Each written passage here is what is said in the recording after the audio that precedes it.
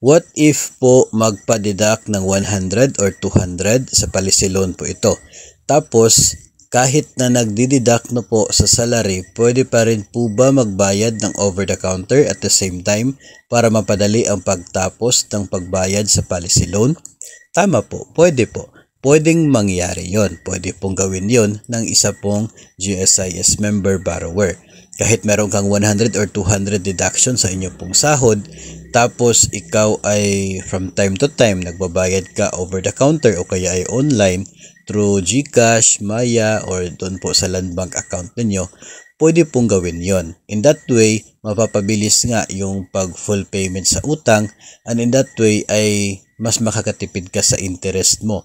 Kasi nga mabilis yung pagliit ng kanya pong outstanding balance. So yun kasi yung interest kasi ng policy loan sa GSIS ay 8% per annum po yun. So kung magkano po yung outstanding balance, times po ninyo ng 8%, tapos divide po ninyo ng 12. Yun po yung interest niya sa isang buwan. No? So maliit lang naman po yung interest niya. So, the moment po na lumiliit po yung balance ng inyong utang, lumiliit din po yung kanyang monthly interest. Kaya nakakatipid po kayo kapag meron kayong additional na payment maliban po sa monthly deduction. The earlier po na fully paid ang utang ay mas maliit po yung nakuhang interest ng atin pong GSIS policy loan.